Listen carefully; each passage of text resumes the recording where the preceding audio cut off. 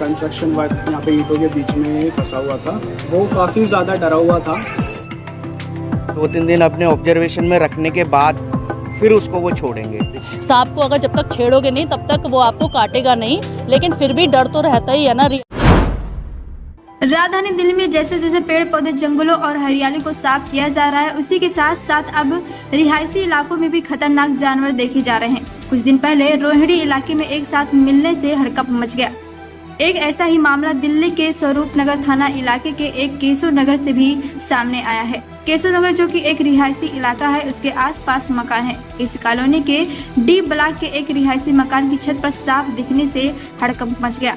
क्या देखा आपने, क्या पकड़ लिया? इंडियन स्पेक्टिकल कोबरा था, जो एक कंस्ट्रक्शन वर्क यहाँ पे ईंटों के बीच में फंसा हुआ था। वो काफ़ी ज़्यादा डरा हुआ था, ठीक है, मतलब इतना ज़्यादा कि लोग उसके आसपास खड़े थे तो डर की वजह से वो अंदर था, ठीक है। बाकी स्नेक का यही है, मतलब जैसे मैंने अभी यहाँ पे लोगों को बताया, स्नेक हमारे इंडिया में मुश्किल से 5% ही होते हैं जो जहरीले होते हैं। जो 95% सांप होते हैं वो बिना जहर वाले होते हैं। और ये है इंडियन स्पेक्टिकल्ड कोबरा, ठीक है। इसमें न्यूरोटॉक्सिक वेनम होता है, ठीक है।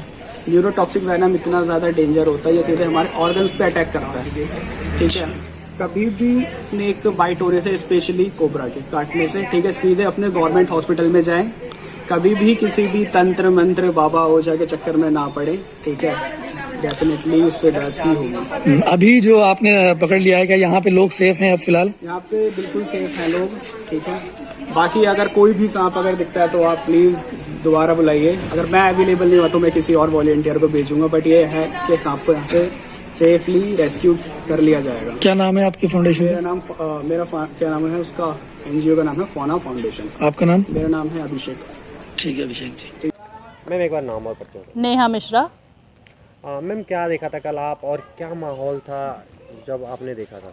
यहाँ पर लेबर काम कर रहे थे तो वो ईंटें वगैरह उठा रहे थे, तो उनको बड़ा सा लगभग 4 फीट लंबा कोबरा सांप दिखाई दिया। तो हम लोगों को भी पता चला तो बहुत एकदम से हम लोग भी डर गए कि बताओ यहाँ पे आसपास इतना ज़्यादा रिहायशी एरिया है, यहाँ पर एकदम से सांप इतना बड़ा आ जाए, वो भी कोबरा, तो बच्चों के लिए भी बहुत डर है। बच्चे हमारे खेलते रहते हैं, छोटे छोटे हैं, तो बहुत ज़्यादा डर लग रहा था। तो फिर उसके बाद का क्या प्रकरण रहा? उसके बाद आप लोगों ने किसी को फ़ोन करके बुलाया, कैसे क्या किया? हाँ, तो रेस्क्यू के लिए हमने बुलवाया था, तो एक बंदा आया था, उन्होंने रेस्क्यू वगैरह करा, उसको सेफली ले गए यहाँ से बैग वगैरह में बंद कर और वो ठीक ठाक चला गया। क्या कह रहे थे? और भी कुछ यहाँ पे सांप की प्रजातियाँ या और भी सांप होने की आशंका है क्या यहाँ पे? आप लोग को एक तरह से बचने की जो उन्होंने कुछ सलाह दी कि आप थोड़ा सा बच के रहिए? हाँ, उन्होंने बताया था कि पूरी दुनिया में 100% में से 5% ही ऐसे सांप होते हैं जो खतरनाक होते हैं, पॉइजनस होते हैं, और वो ये वाला सांप था। उन्होंने कहा था लेकिन सांप को अगर जब तक छेड़ोगे नहीं तब तक वो आपको काटेगा नहीं, लेकिन फिर भी डर तो रहता ही है ना। रिहायशी इलाके में अगर इतना बड़ा कोबरा सांप निकल आएगा तो फिर बच्चों के लिए भी तो टेंशन होती है ना हम लोगों को। तो अभी नेहा जी, अभी आप लोगों ने जब से ये चीज़ें हुई है, रेस्क्यू भी हो गया है, अब क्या ऐसी जगह है यहाँ पे, किस तरह से यहाँ पर सांप निकलने की जो घटना वो क्यों हो रही है? क्योंकि यहाँ पर क्या झाड़ियाँ हैं, क्या है? हाँ, यहाँ पर खुला है, झाड़ियाँ हैं, और वैसे भी मौसम वगैरह सावन भादो है, बारिश का मौसम हो जाता है तो उसमें निकलने का रहता है। आसपास झाड़ियाँ हैं, खाली इलाका है, तो फिर रहता है कि हाँ निकल आते हैं। तो पहली बार ऐसे सांप निकले या पहले भी कई बार? पहले तो नहीं सुना, मैंने तो पहली बार ही देखा है। और मालूमात करने पर पता चला कि यह कोई मामूली सांप नहीं बल्कि इंडियन स्पेक्टिकल कोबरा है, जो कि बेहद खतरनाक होता है, बहुत ज्यादा विषैला होता है। अगर यह किसी को काट ले तो उसका बचना बेहद मुश्किल भी हो सकता है। जैसे ही कोबरा होने की जानकारी लोगों को मिली, पूरे इलाके में डर का माहौल बन गया। अब घर के आसपास जाने से भी लोग डर रहे थे, क्योंकि इस गली में छोटे छोटे बच्चे रहते हैं जिस पर कोबरा बना हुआ है। गली के कुछ लोगों ने बायोडायवर्सिटी के जाने माने साइंटिस्ट फयाज खुर्सर से संपर्क किया। उन्होंने एनिमल सेविंग पर काम कर रही एक NGO के कर्मचारी को केशव नगर मौके पर भेजा, जहां उन्होंने इस खतरनाक सांप को पकड़कर लोगों को सुरक्षित किया। अंकल एक बार नाम और परिचय बताइए अपना। अनिल कुमार मिश्रा। अंकल क्या देखा था आपने यहाँ पर, जो लोगों में डर का माहौल अभी भी है?